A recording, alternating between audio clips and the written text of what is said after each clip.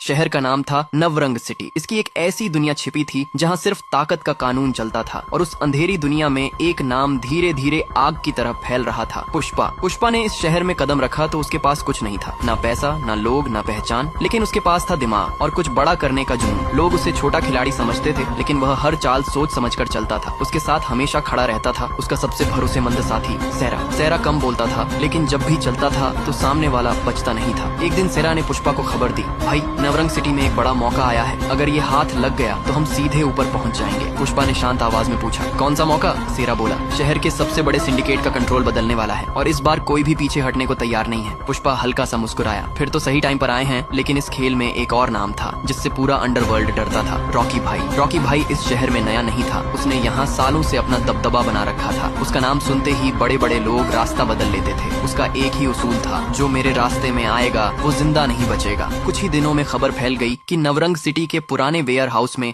एक secret meeting होने वाली है। वहीं तय होगा कि अब इस शहर पर किसका राज होगा। रात के अंधेरे में एक एक करके सभी बड़े खिलाड़ी वहां पहुंचने लगे। सबसे आखिर में 2 एंट्री हुई। पहले रॉकी भाई अंदर आया, उसके कदमों की आवाज ही काफी थी सबको खामोश करने के लिए। और फिर अंदर आया पुष्पा, उसके साथ सेरा। दोनों की नजरें मिली, पूरा माहौल भारी हो गया। रॉकी भाई ने हल्की मुस्कान के साथ कहा, नए खिलाड़ी हो, ज्यादा जल्दी मत दौड़ो, गिर जाओगे। पुष्पा ने बिना रुके जवाब दिया, दौड़ने वाले गिरते हैं, मैं तो सीधा पहुंचता हूँ। कुछ पल के लिए पूरा हॉल शांत हो गया, फिर अचानक गोलियों की आवाज गूंज उठी। चारों तरफ भगदड़ मच गई, हर कोई अपनी जान बचाने और दूसरे को खत्म करने में लग गया। सेरा ने अकेले ही कई लोगों को गिरा दिया और पुष्पा धीरे धीरे आगे बढ़ता गया। रॉकी भाई भी पीछे हटने वालों में से नहीं था, उसने सामने आने वाले हर आदमी को खत्म कर दिया। कुछ ही मिनटों में पूरा वेयर हाउस जंग का मैदान बन चुका था। जब सब कुछ शांत हुआ तो वहाँ सिर्फ 2 लोग खड़े थे, पुष्पा और रॉकी भाई। दोनों एक दूसरे को देख रहे थे, जैसे अगला कदम ही तय करेगा कि शहर किसका होगा। रॉकी भाई ने धीरे से कहा, आज नहीं लेकिन बहुत जल्द फैसला होगा। पुष्पा मुस्कुराया, फैसला नहीं, कब्जा होगा। दोनों वहाँ से अलग अलग रास्तों से निकल गए, लेकिन उस रात के बाद नवरंग सिटी बदल चुकी थी। कुछ दिनों बाद सेरा फिर एक खबर लेकर आया, भाई इस बार मामला और बड़ा है। पुष्पा ने पूछा, अब क्या? सेरा ने धीमी आवाज में कहा, शहर में कोई वापस आ रहा है। कौन? सेरा बोला, जिसका नाम सुनकर पुराने लोग भी डर जाते हैं। और उसी समय पूरे शहर में एक नाम गूंजने लगा, राइस्टार। पुष्पा की आंखों में चमक आ गई और दूर कहीं रॉकी भाई भी तैयार खड़ा था। अब जंग सिर्फ शुरू हुई थी, 3 नाम, एक शहर और एक ताज। अब क्या होगा? क्या पुष्पा नवरंग सिटी पर राज करेगा, या रॉकी भाई फिर से सबको झुका देगा, या फिर राइस्टार की वापसी सब कुछ खत्म कर देगी? आगे जानने के लिए पार्ट 2 जरूर देखें।